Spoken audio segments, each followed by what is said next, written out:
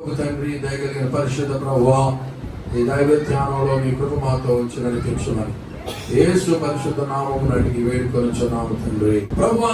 ప్రభునందు మిక్కిలి ప్రియులారా, ఈ ఈస్టరు దినమున యావత్ ప్రపంచము కూడా ఈ యొక్క పండుగను జరుపుకుంటూ ఉన్నారు. మనందరికీ తెలుసు, పాపము ఎలాగూ ప్రవేశించిందో, పాపమును బట్టి మరణము ఏ విధంగా సంభవించిందో మనం ఆలోచన చేసినట్లయితే, ఆదాము అవ్వల యొక్క అతిక్రమమును బట్టి పాపము ప్రవేశించింది. ఈ పాపమును బట్టి మరణము ప్రవేశించింది. దేవుని బిడ్డలారా, ఈ ధర్మశాస్త్రమును ఆధారం చేసుకుని పాపము ఏలుబడి చేస్తూ ఉండేది. ఆ తరుణంలో ప్రభు అయిన యేసు క్రీస్తు వారు వచ్చి ఆ మరణమును జయించి, మరణపు ముళ్ళను విరిచి, మానవులకు పునరుత్థానం ఉన్నదనేటువంటి ఒక గొప్ప నిరీక్షణను మనకు ప్రభు అయిన యేసు క్రీస్తు వారు అనుగ్రహించినట్లుగా మనం చూస్తూ ఉన్నాం. దేవుని బిడ్డలారా, ఈ పునరుత్థానము అనేటువంటిది కనుక ఉండకపోతే శిలువ మరణమునకు విలువ ఉండేది కాదు. యేసు ప్రభు వారి యొక్క వర్జిన్ బర్త్, కన్యకు పుట్టినటువంటి విషయం కానీ, నీటిని ద్రాక్షారసంగా మార్చిన విషయం కానీ, అనేక మంది కుష్ఠరోగులను బాగు చేసిన విషయం కానీ, దేవుడు చేసిన అనేక అద్భుతాల విషయం కానీ, లేకపోతే సమాజం నుండి లాజరును లేపిన విషయమే కానీ, కలువరి సిలువలో మన కొరకు ఆయన చేసిన త్యాగమే, చిందించిన రక్తం కూడా, ఇవన్నీ కూడా పునరుత్థానం కనుక ఉండకపోతే అవన్నీ కూడా వ్యర్థమైపోయి ఉండేవి. యేసు ప్రభువారి యొక్క పునరుత్థానము ఆయన యొక్క శిలువ మరణమునకు విలువను తెచ్చిందిగా కనబడుతుంది. దేవునికి స్తోత్రం కలుగును గాక. హల్లెలూయా. యేసు కనుక తిరిగి లేచి ఉండకపోతే ఆయన మిగిలినటువంటి మతస్థాపకులతో సమానంగా ఉండేవాడు. ఈ భూమి మీదకి ఎందరో మహానుభావులు వచ్చారు, ఎందరో మహిమలు కలిగినటువంటి వారు వచ్చారు, ఎందరో ప్రకృతి మానవాతీతమైనటువంటి శక్తులు కలిగినటువంటి వారు ఎందరో ఈ లోకంలోనికి వచ్చారు. దేవుళ్ళు అనబడిన వారు, దేవతలు అనబడినటువంటి వారు లెక్కకు మించి కనబడుతూ ఉన్నారు యావత్ ప్రపంచంలో. అయితే వీరందరినీ అధిగమించి ఈవేళ యేసు అగ్రగణ్యుడిగా నిలవడానికి, ఈవేళ కోట్లాది మందికి ఆరాధ్య దైవముగా ఉండడానికి గల కారణం ఏమిటంటే ప్రభు అయిన యేసు క్రీస్తు వారి యొక్క పునరుత్థానం. దేవునికి స్తోత్రం కలుగునుగా. సో పునరుత్థానం, resurrection distinguishes Jesus Christ and separates Jesus Christ from the rest of the so-called gods of this world. ఈ లోకములో దేవుడు అనబడిన వారికి, దేవతలు అనబడిన వారికి యేసు క్రీస్తునకు ప్రత్యేకమైన వ్యత్యాసం ఏమిటంటే, ప్రియమైన వారలారా, పునరుత్థానం. దేవునికి స్తోత్రం చెప్పాలి కనుక. హల్లెలూయా. అద్భుతాలు అందరూ చేశారు, మహత్కార్యాలు చాలా మంది చేశారు, అద్భుతాలు చాలా మంది చేశారు. అద్భుతాలే యేసు ప్రభువుని మిగిలినటువంటి దేవుళ్ళ నుండి ప్రత్యేకపరచడం లేదు. కానీ దేవుని బిడ్డలారా, ఈ శిలువ మరణం అనేటువంటిదే యేసును ప్రత్యేకపరచట్లేదు. కానీ ఈ పునరుత్థానము మన ప్రభు అయిన యేసు క్రీస్తును మిగిలిన లోకంలో దేవుళ్ళు అనబడేటువంటి వారి పిలువబడే వారి నుండి ప్రత్యేకపరిచి ఆయన్ని అగ్రగణ్యుడిగా నిలబెట్టింది. దేవునికి స్తోత్రం. హల్లెలూయా. యేసు ప్రభు వారు కనుక లేచి ఉండకపోతే ఆయన కూడా జనరల్ భోగిలో అందరితో పాటు సమానంగా ఉండేవాడు. కనుక రిజరక్షన్, పునరుత్థానం ఉన్నది. అది క్రైస్తవ నిరీక్షణ. దేవుని బిడ్డలారా, మనము శాశ్వతమైనటువంటి వారము. మన జీవము ఎంతటితో ముగిసిపోయేది కాదు. మనము నిత్యము జీవించేవాళ్ళం. ఇక్కడ తప్పితే మరో చోట ఎక్కడో మనం యుగ యుగాలు జీవిస్తూనే ఉంటాం.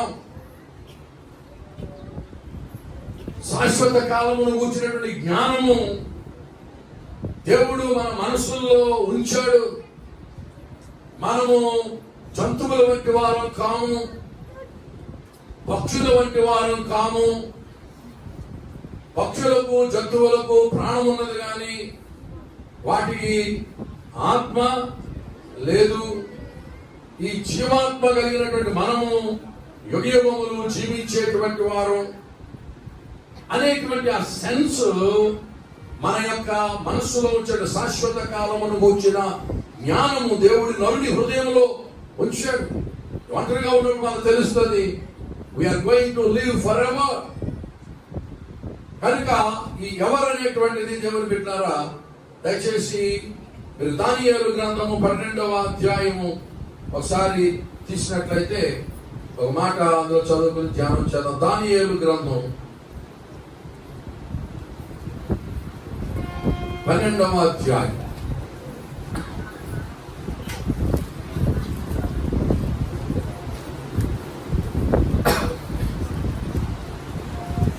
దానియేలు గ్రంథము 12వ అధ్యాయము 2వ వచనం. మరియు సమాధులలో నిద్రించు అనేకులు మేలుకొనెదరు, కొందరు నిత్య జీవము అనుభవించుటకును, కొందరు నింద పాలగుటకును, నిత్యముగా హేయులగుటకును మేలుకొందరు. బుద్ధిమంతులైతే ఆకాశ మండలములోని జ్యోతులను పోలిన వారై ప్రకాశించెదరు. నీతి మార్గమును అనుసరించి నడుచుకున్నట్లు ఎవరు అనేకులను త్రిప్పుదురో వారు నక్షత్రము వలె నిరంతరము ప్రకాశించెదరు. దానియేలు, నీవి మాటలను మరుగు చేసి అంత్యకాలము వరకు ఈ గ్రంథమును ముద్రింపము. చాలా మంది నలుదిశలా సంచరించినందున తెలివి అధికమగునని నాతో మాట్లాడు గబ్రియేలు అనునతడు చెప్పాను. దేవునికి స్తోత్రం కలుగునగా. ప్రతి సమాజంలో ఉన్న వాళ్ళు నిద్రించినటువంటి వాళ్ళు అనేకులు మేలుకొంటారు. కొందరు నిత్య జీవం అనుభవించుటకు, కొందరు నింద పాల్గొనకు, నిత్యముగా హేయులగుటకు మేలుకొంటారు. ఇది దేవుని బిడ్డారా, ఈ జ్ఞానము బోధించబడాలి, ఈ విషయము ప్రకటించబడాలి. జ్ఞానులైనటువంటి వారు దేశములో, పండితులైనటువంటి వారు దేశములో వారు చేయవలసిన మొదటి పని ఏమిటంటే రాబోతున్నటువంటి ప్రమాదమును తప్పించాలి. జాగ్రత్త వినాలన్న మాటలు దేవుని బిడ్డ యెషయా గ్రంథములో దేవుడు మాట్లాడుతూ ఉన్నాడు. చిత్తగించండి. యెషయా గ్రంథములో 19వ అధ్యాయము 12వ వచనం చదవండి. యెషయా గ్రంథము 19:12. నీ జ్ఞానులు ఏమైంది? సైన్యములకు అధిపతి యెహోవా ఐగుప్తును గురించి నిర్ణయించిన దానిని వారు గ్రహించి నీతో చెప్పవలెను కదా. దేవునికి స్తోత్రం. దేవుని బిడ్డలారా వినండరా, జ్ఞానులైన వారు ఏమి చేయాలంటే రాబోవు ఉగ్రతను, రాబోవు ప్రమాదమును, రాబోవు మరణమును జ్ఞానులైన వారు గ్రహించి తమ ప్రజలను రక్షించవలసిన వారుగా ఉంటున్నారు. అది జ్ఞానమునకు పరాకాష్ట. ఈవేళ చాలా పాండిత్యము కలగబోస్తూ ఉన్నవారు రాబోవు మరణము నుండి దేశమును తప్పించలేకపోతూ ఉన్నారు. దేవుడు ఈ లోకానికి ఒక దినమును ఏర్పాటు చేశాడు. అది దేవుని యొక్క ఉగ్రత దినము, అది దేవుని యొక్క తీర్పు దినము.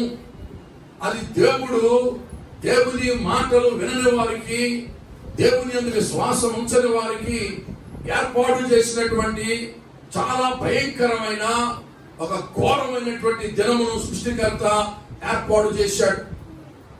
ఇలాగా ఒక సృష్టికర్త ఉన్నాడని, అతడు ప్రపంచానికి ఒక తీర్పు దినాన్ని నియమించాడని, ఆ తీర్పు దినాన్న మానవులందరినీ ఆయన దేవుని మాట వినని వారిని ఆయన నశింపజేయబోతున్నాడని, ఈ జ్ఞానులైనటువంటి వారు, పండితులైనటువంటి వారు, గ్రంథాలు ఎరిగినటువంటి వారు ఆ గ్రంథాలను చదివి, ఆ లేఖనాలను చదివి, ఆ మర్మాలను విప్పి, ఆ ఉగ్రతా దినం నుండి మానవులను జ్ఞానులైన వారు తప్పించాలి.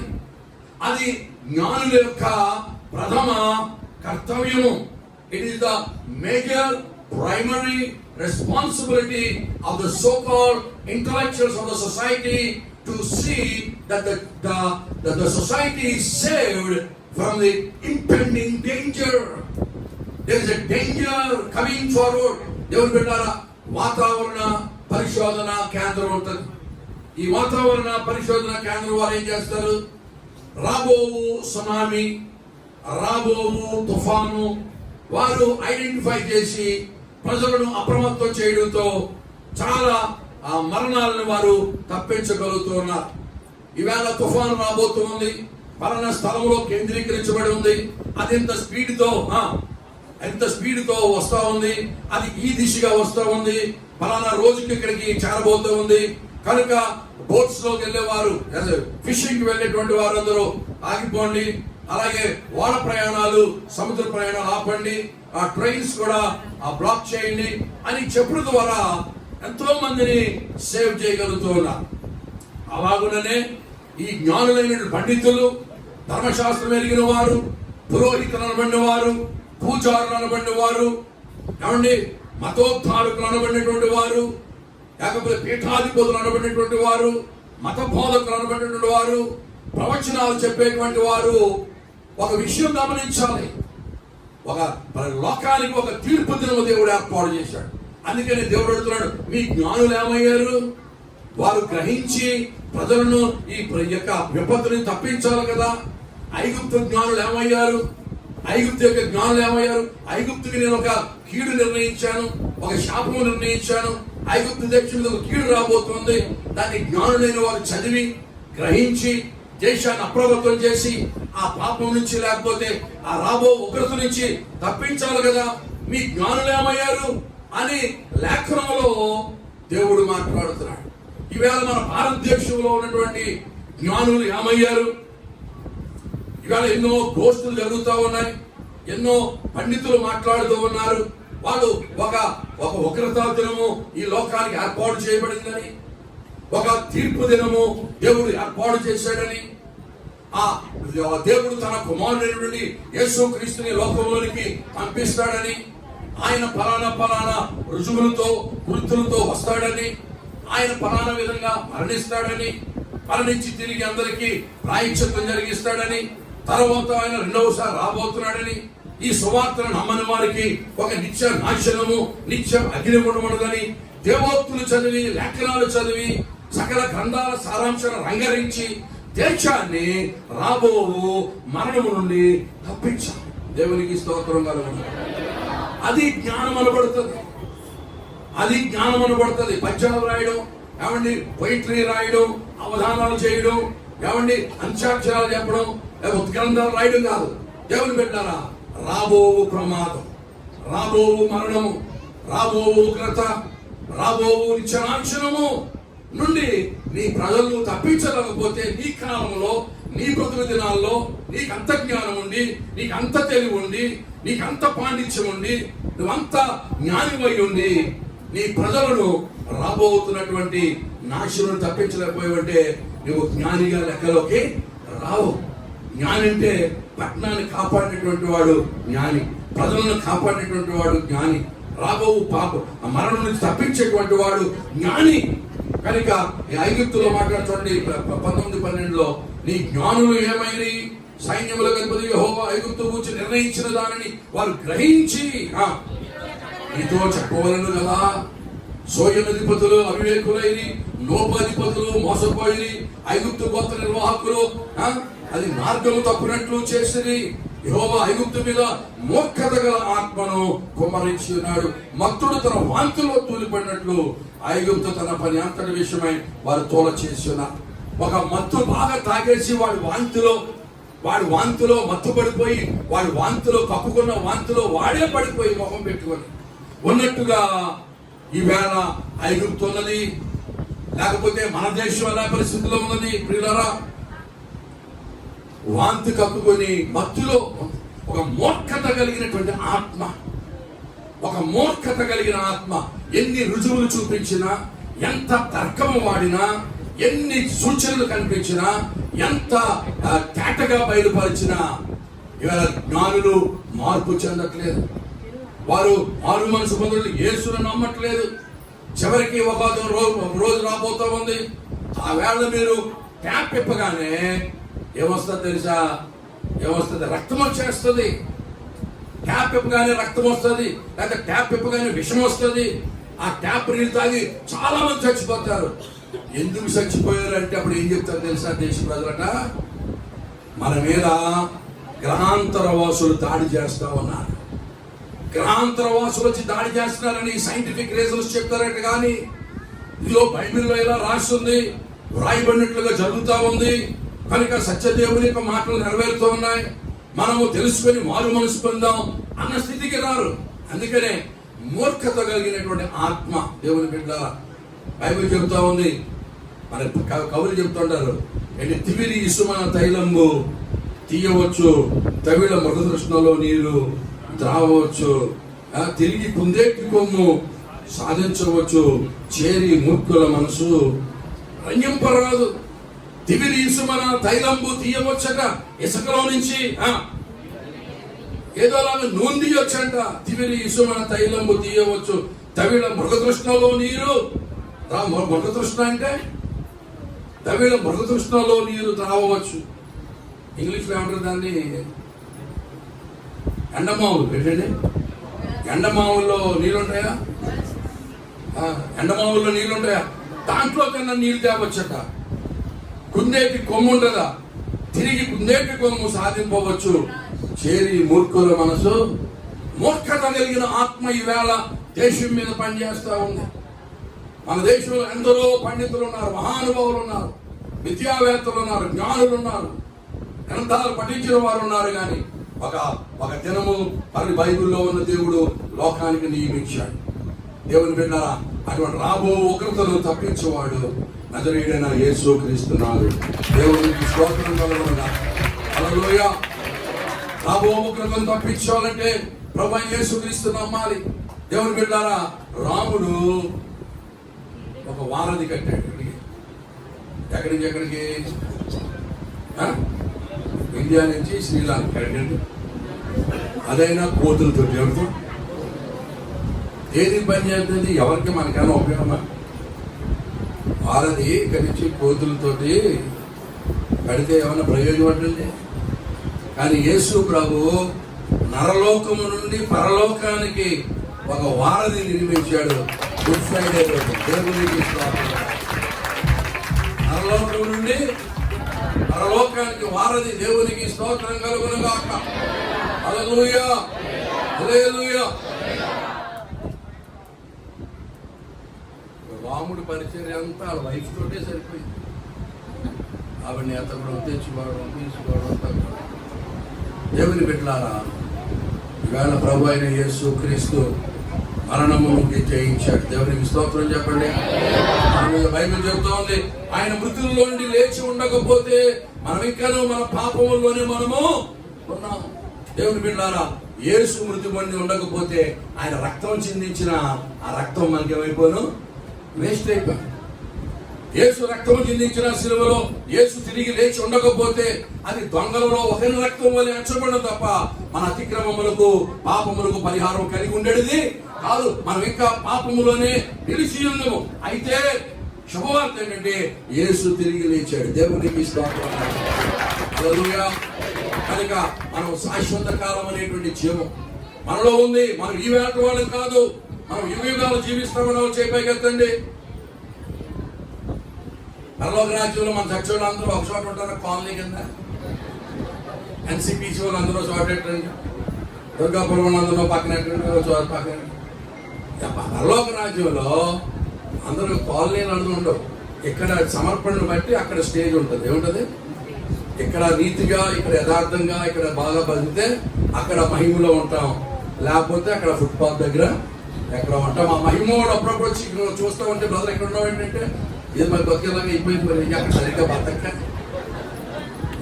ఇక్కడ వాళ్ళు అక్కడ రావడానికి వీల్లేదు, అక్కడ వాళ్ళు ఇక్కడికి రావచ్చు. అది మహిమ. దేవునికి స్తోత్రం కలుగునుగా.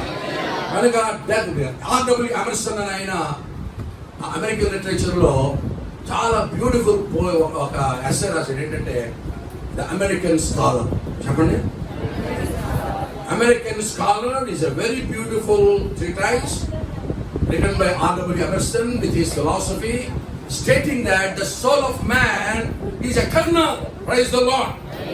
The soul of man is eternal. Man is an eternal being. Praise the Lord. You must have eternal values. Praise the Lord.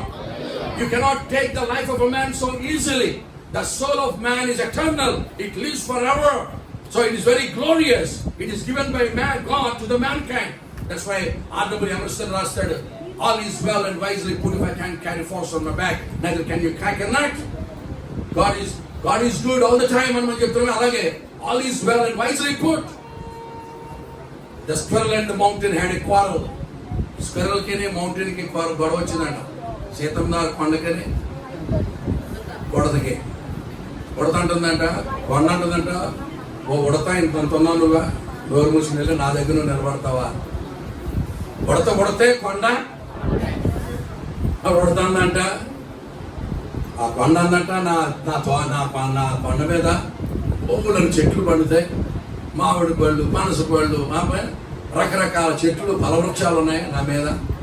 అంటే ఇది అన్నదంట, ఎన్ని మోస్తే నీ పని ఒకదాని కొరకాలు నీ నోరుందండి, నేనైతే ఎన్నెన్ని తినేస్తాను. దేవునికి నీ పని మొయ్యి మీద నీ కొరకడం నీకు తెలియదు. If I can carry forest on my back neither can you crack a nut. చెప్పండి. నేను నా వీప్ మీద ఫారెస్ట్ మొయ్యలేకపోవచ్చు, కానీ నువ్వు మాత్రం ఒక చిన్న గింజ కూడా కొరకలేవు. హల్లెలూయా. నా విలువ నాకుంది, నీ విలువ నీకుంది. All is well and wisely put. దేవుడు అంతా కూడా చక్కగా డిజైన్ చేశాడు. దేవుని మీద తృణీకరించకండి, దేవుణ్ణి దూషణ మాటలు మాట్లాడకండి, దేవుణ్ణి అర్థం చేసుకోండి. దేవుడు అన్యాయం చేయుట అసంభవము. దేవుడి తారతమ్యాలునే పెద్ద చిన్న పేద ధనవంతు ఎన్ని ఉన్నాయి కదా, ఇవన్నీ కూడా దేవుని ఏర్పాటే. మీరేమి చింతపడకండి, దేవుని తెలుసు సమస్తము. ఈ యొక్క తారతమ్యాలు చూసి దేవుడు లేడని మీరు అనుకోవద్దు. ముస్లిం ఇది కమ్యూనిస్ట్ వాళ్ళు అదే అనుకుంటున్నారు. దేవుడు ఉంటే ఇన్ని అరాచకాలు ఎందుకు జరుగుతాయి? దేవుడు ఉంటే ఇంత తారతమ్యాలు ఏంటి? దేవుడు ఉంటే ఇంత ధనవంతులేంటి, ఇంత పేదవాళ్ళేంటి? కనుక దేవుడు లేడు అని అనుకుంటే R.W. Emerson అన్నాడు, no all is well and wisely put. If I can carry forest on my back neither can you crack a nut. The squirrel and the mountain had a quarrel. We are eternal beings. We are all eternal beings. We are going to live for ever. ఇది just చిన్న ప్రయాణం. ఇదేంటండి? యాత్ర. Station లో ఉన్నట్టు ఎన్నోసార్లు చెప్తున్నాను, station లో ఉన్నవాడు బండి రాగానే దేవునికి స్తోత్రం కలుగుతుంది. స్టేషన్ లో వెయిట్ చేస్తున్నాం, మన తరుణం రాగానే దేవుని దగ్గరికి వెళ్ళిపోతాం. దేవునికి స్తోత్రం కలుగుతుంది. కనుక మనము నిత్య జీవమునకు వారసులము. హల్లెలూయా. మనకు ఒక నిత్య జీవమున్నది, రాబో జీవమున్నది. ఇది పోయే జీవం, మళ్ళీ వచ్చే జీవం ఒకటి ఉన్నది. జీవములు రెండు, రాబో జీవము, వెళ్ళిపోతున్నటువంటి జీవం. కనుక దేవుడు బిడ్డారా, ఈవేళ ఈ పునరుత్థానం అన్న దాని మీదే క్రైస్తవ్యము is hanging on the particular thing called the resurrection of Jesus Christ. దేవునికి స్తోత్రం చెప్పండి. హల్లెలూయా. యేసు తప్ప మరెవ్వరు కూడా పునరుత్థానులు. కనుక దేవుని బిడ్డలారా, ఈ పునరుత్థాన మహిమ, ఈ పునరుత్థాన శక్తిని మనం ఎరుగునట్లు అపోస్తలుడు పౌలు అంటాడు, సమస్తమును నేను గంటగా ఇచ్చాను. ఆ పునరుత్థాన శక్తి యేసునందు విశ్వాసం ఉంచిన వారిలో వర్కౌట్ అవుతుంది. Praise the Lord. వారికి పునరుత్థాన శక్తి ఎప్పుడు వర్కౌట్ అయిందో అక్కడ డెత్ దగ్గర జీవం వస్తుంది, మృతులు లేస్తారు. దేవునికి స్తోత్రం కలుగును. నాలో పునరుత్థాన జీవము, పునరుత్థాన శక్తి వర్కౌట్ చేయబట్టే నేను ఎంతో మంది మృతులను లేపాను. దేవునికి స్తోత్రం కలదు. మృతులంటే ఎవరు? అపరాధముల చేత, పాపముల చేత మీరు చచ్చిన వారై ఉండగా దేవుని యొక్క వాక్యాన్ని నేను బోధించడం ద్వారా, పునరుత్థాన శక్తితో మాట్లాడడం ద్వారా మంది మృతి పొందినటువంటి ఆత్మలో రక్షణ పొందిన దేవునికి స్తోత్రం. లియోనార్డ్ రామన్ హిల్ గారు అన్నారు, లియోనార్డ్ రామన్ హిల్ అన్నాడు, nowadays dead preachers are preaching dead sermons to the dead congregations అన్నాడు. Dead preachers, జెసికా చెప్పు sentence, dead preachers are preaching dead sermons to the dead church. చచ్చిపోయిన పాస్టర్ గారు, చచ్చిపోయిన ప్రసంగం, చచ్చిపోయిన సంఘాన్ని చెప్తున్నాడు. ఎలా ఉన్నాయి సంఘాలు ఇవాళ? చచ్చిపోయిన పాస్టర్ గారు చచ్చిపోయిన ప్రసంగాన్ని, చచ్చిపోయిన సంఘానికి, a dead preacher is preaching a dead sermon to a dead church. That's the reason why we are not able to see revival. Leonard Ravenhill రాస్తాడు, why revival charities అన్న దాంట్లో. దేవుని బిడ్డలారా, ఇవాళ a living preacher must preach a living sermon to the living church and then we will see a great revival. Praise the Lord. మన గొప్ప ఉద్యోగం చూడాలంటే కాబట్టి ఉద్యోగం పొందినటువంటి సేవకుడు జీవంతో కలిగినటువంటి వాక్యాన్ని జీవం కలిగిన సంఘానికి ప్రకటిస్తే ఆత్మలు రక్షింపబడతారు. దేవునికి స్తోత్రం. క్రీస్తు యొక్క పునరుత్థాన శక్తులు ఎరుగు నిమిత్తము నేను సమస్తమును పెద్దగా ఎంచుకొనిచున్నాను. దేవా, నేను నీ పక్షంగా నిలబడి మాట్లాడితే మృతులు సజీవులు కావాలి. హల్లెలూయా. మీలో చనిపోయిన నిరీక్షణ మరలా తిరిగి బ్రతకాలి. దేవునికి స్తోత్రం. అపరాధముల చేత, పాపముల చేత చచ్చిన వారు దేవుని వాక్యం విని వారు తిరిగి లేవాలి. దేవునికి స్తోత్రం కలగనగా. దేవుని బిడ్డలారా, పునరుత్థాన శక్తి ఎక్కడైతే ఆపరేట్ అవుతుందో అక్కడ మృతి పొందినవి ఏమవుతాయి? బ్రతుకుతాయి. దేవునికి స్తోత్రం కలగనగా. హల్లెలూయా చెప్పాలి గట్టిగా. హల్లెలూయా. మనందరికీ పునరుత్థాన శక్తి దేవుడు వాగ్దానం చేశాడు. మనం పునరుత్థాన శక్తి కలిగి జీవించవలసిన వారుగా ఉంటున్నాం. You should not be like a dead congregation. ప్రియులారా, మీరు మృతి పొందిన వారిగా ఉండకూడదు. క్రీస్తు యొక్క జీవం మీలో ఉండాలి. పునరుత్థాన శక్తి కలిగి మీరు ఆపరేట్ చేసినప్పుడు మీ జీవితాల్లో, పరిచర్యలో మీరు గొప్ప కార్యాలు చూస్తారు. దేవుడు వాడుకుంటాడు మిమ్మల్ని. దేవా, నాకు పునరుత్థాన శక్తిని దయచేయనైనా. నీ పునరుత్థాన శక్తిని ఎరుగు నిమిత్తము పౌలు భక్తులు సమస్తముల కంటగా యేసు గనుక మృతుల్లోంచి లేకపోతే అందరితో పాటు నలుగురితో ఉన్నారాయన. చెప్పండి, నలుగురితో ఉన్నారాయన. కులంతో గోయిందా మీ బాగా తోవాలంటే మిగిలినటువంటి దేవుళ్ళు అనబడిన వాళ్ళు, దేవతలు అనబడిన వాళ్ళందరూ నాది తినాలి, నీది తినాలి, నాది తినాలి, నీది తినాలి. యేసుది తినాలి కాదండి. ఆయన మృతులు కింది తిరిగి లేచాడు. దేవునికి స్తోత్రం. ఎవరితో ఆయన సమానం చేస్తాం? సమానులు ఎవరు? ప్రభు. Praise the Lord. Mary's boy child, Jesus Christ, was born on Bethlehem's day. A man will live forevermore because of Jesus. A man will live forevermore because of Jesus. We are going to live forever because of Jesus. Praise the Lord. A man will live forevermore because of Jesus, because of his coming. యేసు వలన మానవులు నిత్యము జీవించడానికి దేవుడు కృప చూపాడు. దేవునికి స్తోత్రం కలుగును. ప్రభువైన యేసు క్రీస్తునందు మానవులు యుగయుగాలు జీవించినట్లుగా దేవుడు ఏర్పాటు చేశాడు. ఇవాళ దేవుని బిడ్డలారా, ఈ పునరుత్థాన శక్తిని కలిగి దేవుని సంఘం దేవుని బిడ్డలు వర్ధిల్లి దేవుని యొక్క రాజ్యమును వ్యాపింపజేసి ఈ సువార్త ప్రకటించడం ముందుకు సాగాలని కోరుకుంటూ ఇలా మాటలు ముగిస్తున్నాను. దేవుడి మాట దీవించదు కాక. మీ జ్ఞాని ఏమయ్యాడు? మీ దేశం తాలూకా జ్ఞానులు ఏమయ్యారు? మీ దేశం తాలూకా జ్ఞానులు ఏమయ్యారు? ఒక డేంజర్ రాబోతుంది, ఒక ప్రమాదం రాబోతుంది, ఒక ఉగ్రత రాబోతుంది, దేవుని యొక్క తీర్పు రాబోతుంది. దాన్ని ఎరిగి ఆ తీర్పు నుంచి, ఆ ప్రమాదం నుంచి, ఆ మరణం నుంచి తప్పించడం మానేసి ఏం చేస్తారు మీ జ్ఞానులు? What are your so-called pundits doing? దేవుని బిడ్డలారా, ఇది దేవుని ప్రశ్న. భారతదేశానికి నేను కూడా వేస్తున్నటువంటి ప్రశ్న. మన జ్ఞానులు ఈ సత్యం తెలుసుకొని మన దేశాన్ని రాబో ఒకరి నుంచి తప్పించదు కాక దేవుని దీవించారు.